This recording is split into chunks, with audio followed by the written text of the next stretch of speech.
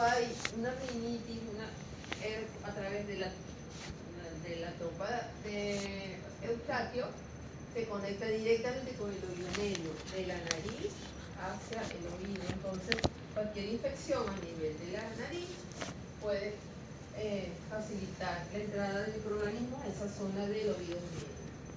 Aquí tienen lo que sería un oído normal con sus tímpanos, una membrana la que vibra y activa todos los huesecillos para que se transforme ese efecto mecánico en impulsos nerviosos y nosotros podamos traducir eso como sonido. ¿Okay? Cuando hay una infección de oído medio, hay acumulación de líquido y el tímpano se abomba, hay un abombamiento y eso produce mucho dolor. Sobre todo en niños, que es donde es más frecuente.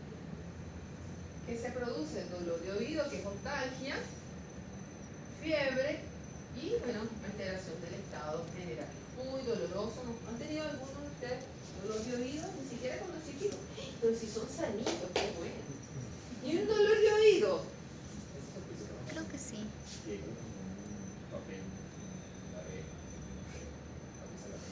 Ay, Dios. ¿Hacen eso?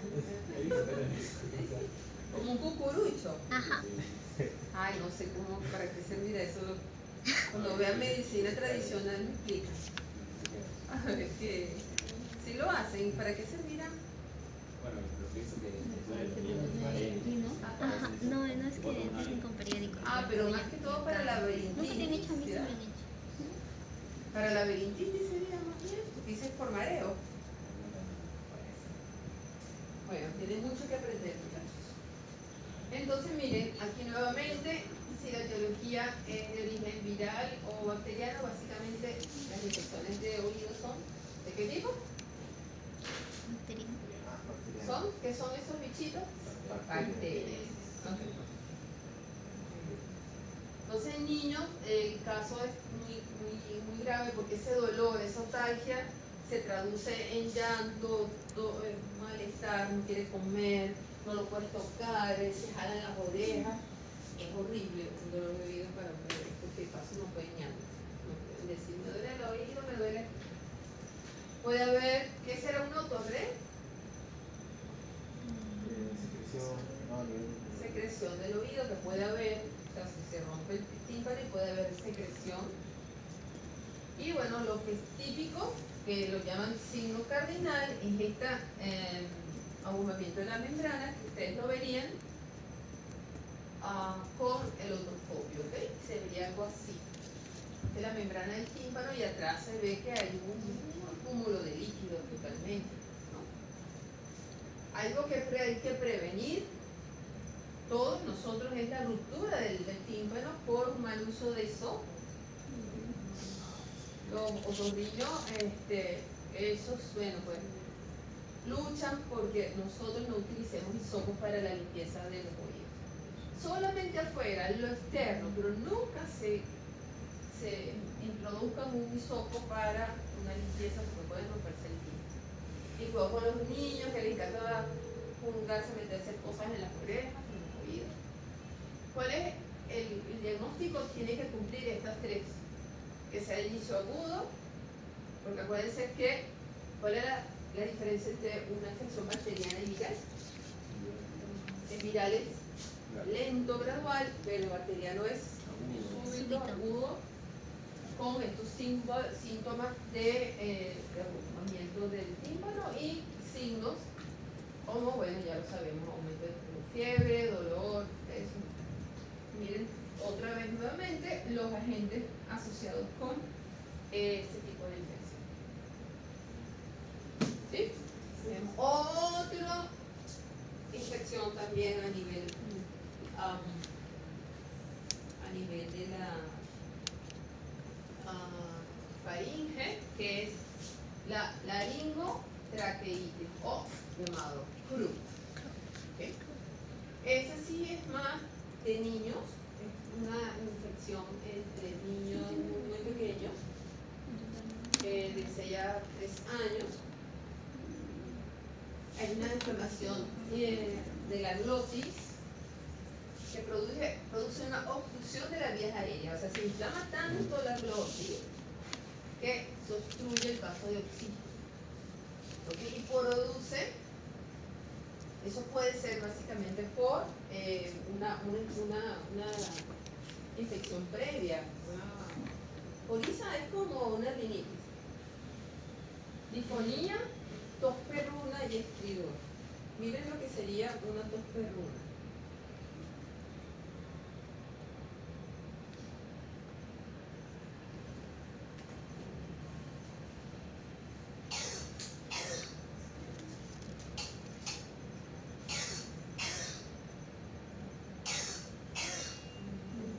Eso es que no tiene ni siquiera aire para toser.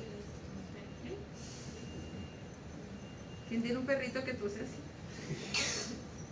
Renzo dice, mi perro tose así. Por eso llaman tos perruna. Lo que es característica de esta laringotraqueitis. Entonces la afección es a nivel de la laringe y la tráquea. ¿Okay? Mírenlo acá. O sea, hay una congestión y se inflama tanto que se obstruye el paso del aire. ¿Quiénes son los agentes que producen esto? Un virus de tipo parainfluenza. Básicamente, casi que el 75% de los virus producen de parainfluenza produce esta afección. Y si no, el tipo 1 y el tipo 2 y 3 también pueden llegar a producir. También la influenza, el virus de la influenza también puede llegar, el tipo A y B, a producir este. En adultos normalmente puede haber una complicación porque puede sobreinfectarse con bacterias. Realmente que cualquier infección bacteriana viral, como daña los tejidos, puede complicarse con una infección posterior a bacterias, ¿no? Por eso muchas veces en infecciones virales lo acompañan con antibióticos, pero es previendo o para eliminar una infección secundaria. ¿Okay? Otra entidad clínica. Entonces ya tenemos varias, ¿no? En el examen podemos preguntar cualquiera de ellas. Sus características clínicas, qué tipo de muestras deberías mandar al laboratorio. Cuando estén estudiando, muchachos, piensen, o sea, el de laboratorio. Es que todo lo que vamos a preguntar tiene que ver con cómo se aplica en el laboratorio. O sea, identificar, por ejemplo, la entidad clínica, pero puedes preguntar, lo que vamos a preguntar es, ¿qué tipo de muestra? ¿Cuál es el agente más común? ¿Qué tipo de muestras tomarías para enviar al laboratorio? ¿Qué coloración pedirías? ¿Qué ves al grano, por ejemplo? Eso lo preguntamos. Describe el microorganismo que ves al grano en esa muestra.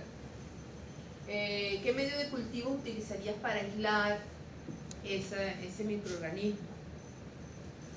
¿Sí? Ese es el tipo de preguntas que les voy a hacer. O sea, de todo lo que hemos estudiado, pero siempre aplicado al laboratorio. ¿Okay? Sobre todo en esta nueva parte que vamos a empezar ahora con infecciosa. Porque los otros temas, bueno, ya lo vimos, o sea, bioseguridad, las pruebas de antígeno anticuerpo, todo lo que hemos visto de antígeno anticuerpo, las coloraciones, los medios de cultivo, tienen que saber qué crecen esos medios de cultivo, qué coloraciones sirven para cada tipo de bacteria. Ese es el tipo de preguntas que les voy a hacer. Bueno, la epiglotitis es también muy grave, es una enfermedad que afecta también a los niños de entre 2 y 6 años, pero noten bien, el 90% de los casos es producido por una bacteria llamada Haemophilus influenza tipo B. ¿Habrá vacunas contra ella? Hoy vimos vacunas y se las hice ver en particular en una tabla. ¿Recuerdan? Es una vacuna muy importante que también se hace con la polisacáridos de cápsula. ¿Recuerdan que se los hice notar? HIV. ¿Sí? Ah, sí. ¿Okay? Entonces, bueno, ir haciendo esos enlaces entre todo lo que hemos estado estudiando. ¿Okay? Es una enfermedad tóxica, niños terminan en muy mal estado y hay una obstrucción muy grave de las vías respiratorias y la persona puede morir por una obstrucción de del epiglotis. Parecido como cuando hay un shock anafiláctico que se agranda la glotis y también hay obstrucción del paso del aire. Entonces, esta sería una epiglotis normal y aquí sería inflamada, tipo rojo ceriza.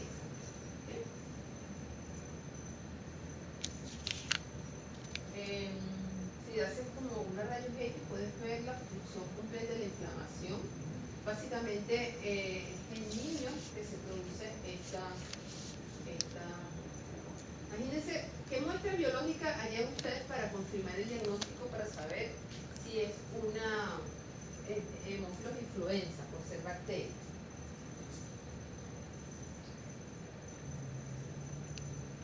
¿Usted sería capaz de hacer un hisopado en esa epiglotis? ¿Se acuerdan cuando estudiamos hemocultivo? Que decíamos que eran para esas infecciones en las cuales las muestras eran difíciles de tomar. Bueno, en este caso, el hemocultivo es una herramienta para tratar de ver si podemos aislar el hemófilo influenza de sangre.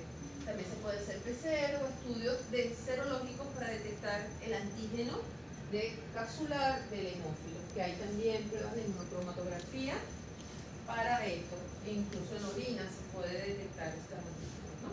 Y eso nos ayuda para tomar el decisión de diagnóstico. Entonces, fíjate lo que te dicen: toma de muestra faríngea o nasofaríngea contraindicada. Ese tejido está totalmente sensible. Entonces, miren, otro cuadro comparativo para poder diferenciar entre un CRUP. ¿Cómo se llama CRUP también?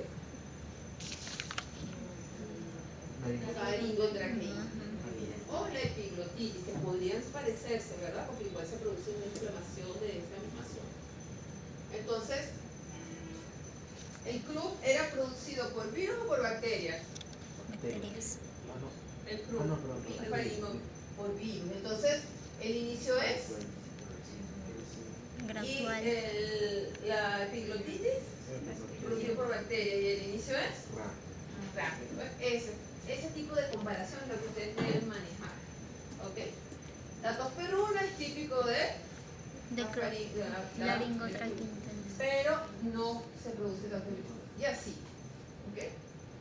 Por ejemplo, en epiglotitis no puedes respirar, en el otro tampoco, pero entonces hay una sensación de abrir la boca y ponerse así para tratar de conseguir aire y babea, o sea que también en la posición de la postura del cuerpo les va a ayudar a ustedes a ir ver un poco el tipo de sintomatología que puede ser para un diagnóstico diferencial. ¿Okay? ¿Listo? Vamos a ver un poco entonces, ya para terminar, infecciones en los ojos. El ojo es una cosa maravillosa.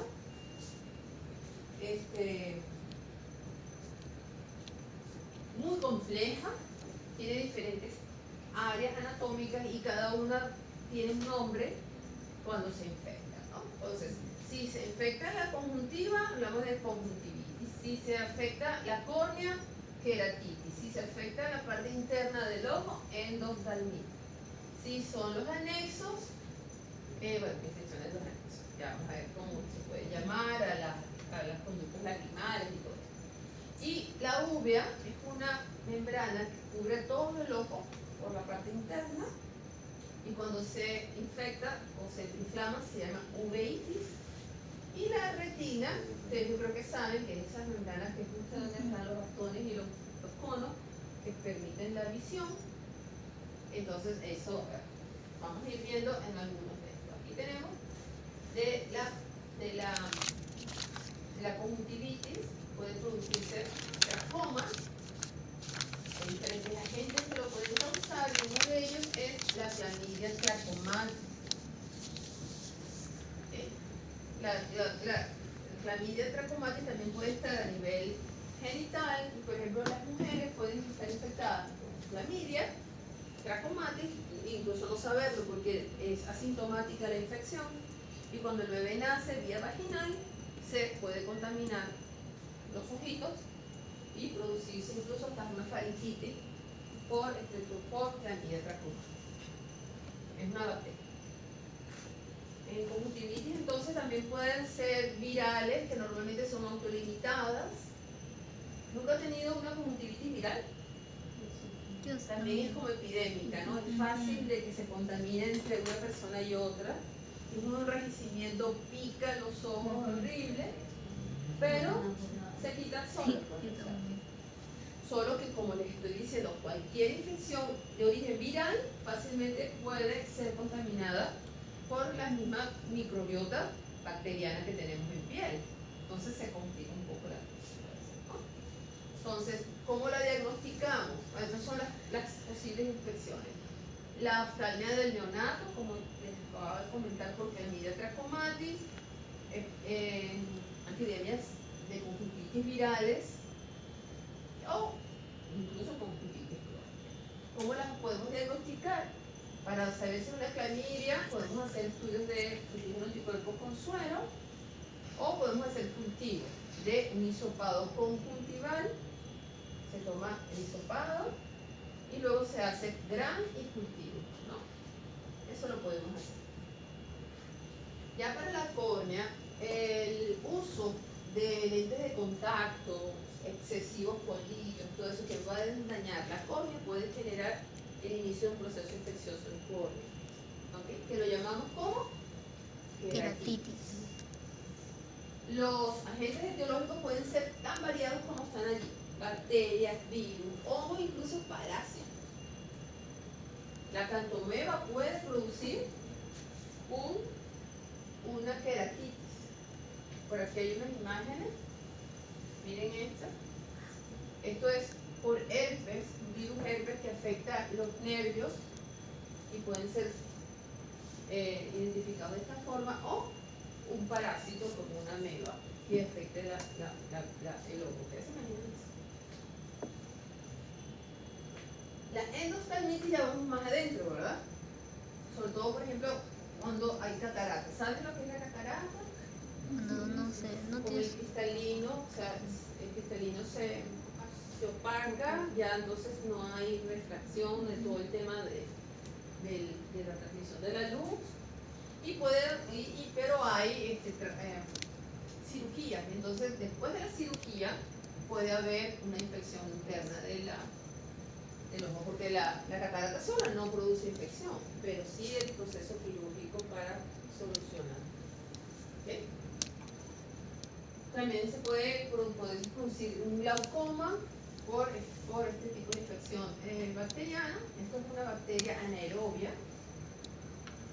También por un traumatismo, ejemplo, qué sé yo, un trauma, un choque, algo que afecte la vista, puede producir una infección por bacterias del ambiente. Este es un bacilo que está en el ambiente y puede entrar tierra, un cuerpo extraño infectado con bacilos aceros y producir esta infección. Estos son hongos, también pueden estar ambientales, que pueden producir infecciones en los ojos. Y cuando es endógena, infecciones endógenas, estamos hablando de infecciones por bacterias de la microbiota, lo que les hablaba, ¿no?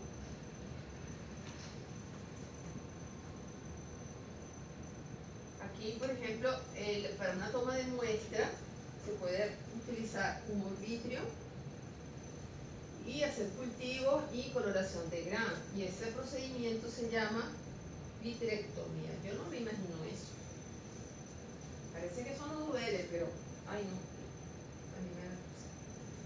Soy muy necia con los ojos. Ya ahora, de uveitis y coloretinitis, ya sabemos que son esas membranas en la parte posterior. ¿Ustedes creen que podemos tomar muestra en esa zona del ojo? No.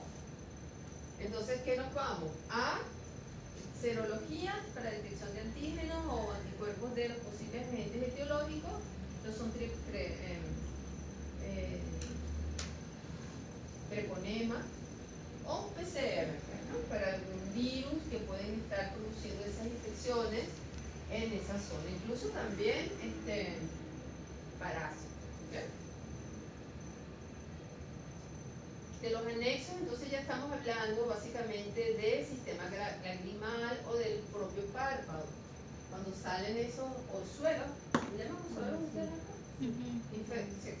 Ahí como ceñitas o se forman como una papulita. Y básicamente, normalmente es por flora microbiota cutánea del ojo, ¿no? Y normalmente es Staphylococcus aureus.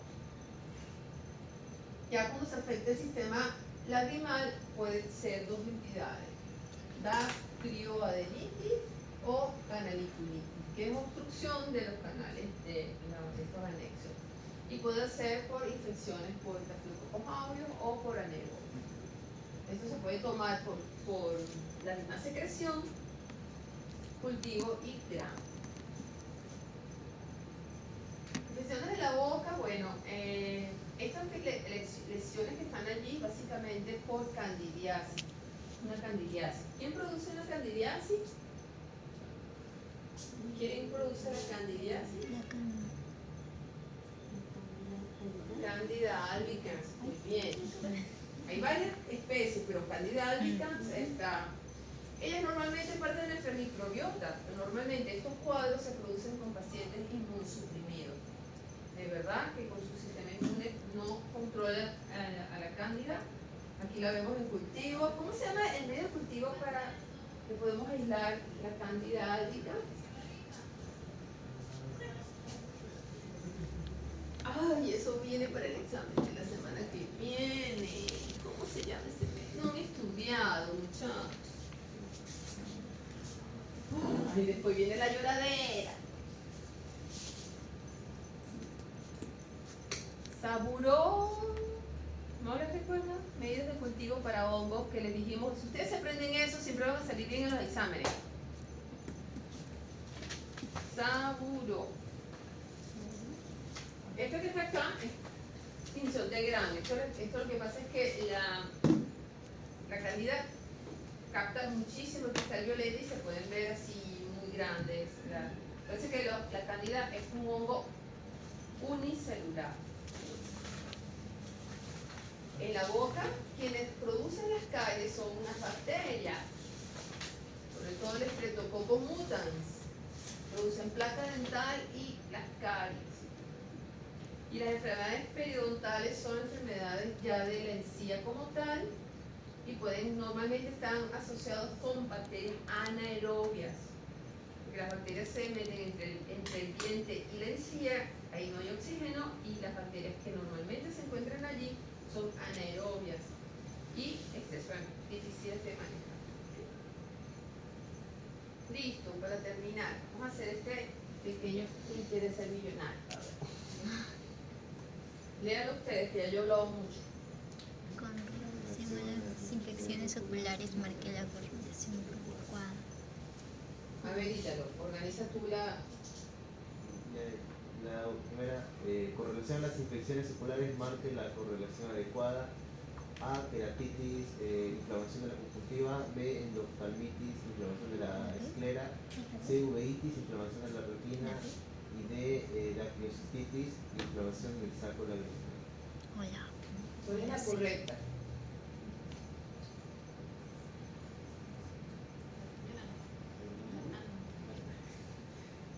Es la D. ¿Cuál es la correcta? Dios. Porque yo no especifiqué la Ay, no se tarden tanto. ¿Cuál es la correcta? que Lo acabamos de ver.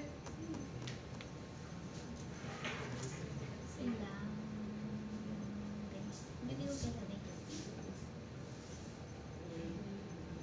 Lo tienen ahí abierto el PPT.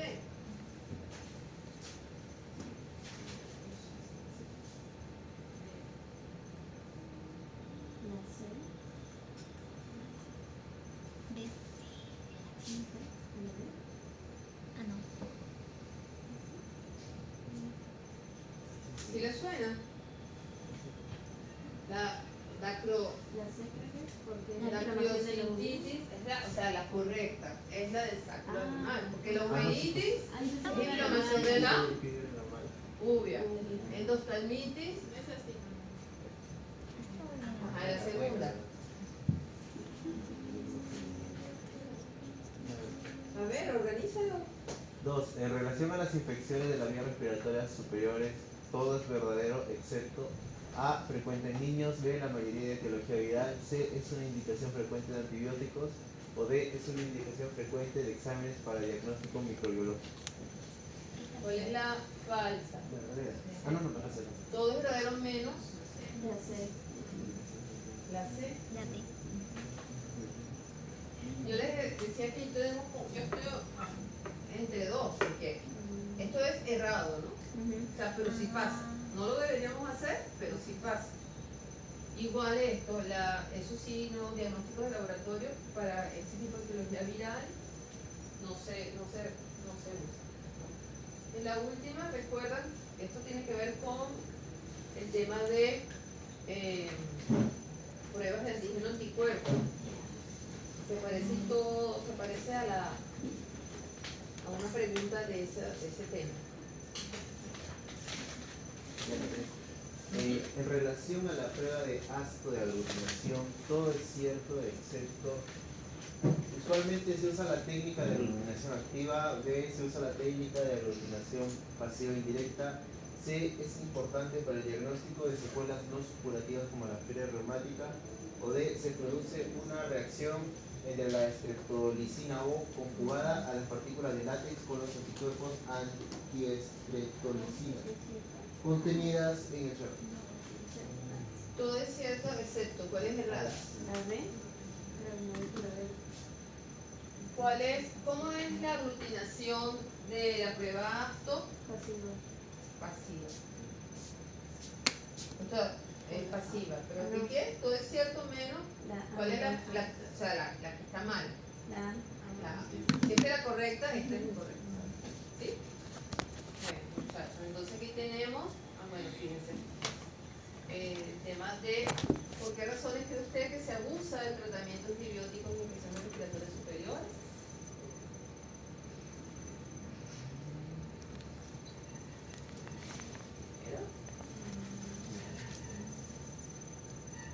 Desconocimiento, ¿no? Confusión, porque los síntomas son parecidos, no son característicos unos de los otros, entonces se tienden a confundir. Y como es el tratamiento más fácil allí, y tú vas a tu médico y quieres que te mande algo, tú no le vas a decir a tu paciente, no, eso es un virus, váyase a su casa. Ay, que médico tan mal. Tienes que hacer cariñito, quieres que los pacientes van para que los médicos la atiendan, le pongan atención. Algo le mandan, aunque sean unos caramelitos. ¿Sí? Pero la verdad es que están muy seguros de que eso no, aunque sea paracetamol, para que sientan que algo les mandan. Bueno, este es el caso, el que van a entregar entonces entre esta semana, entre la semana 7 y la semana 8. ¿Okay? Y ya entonces en la semana 9 es que estaríamos presentando el siguiente guía.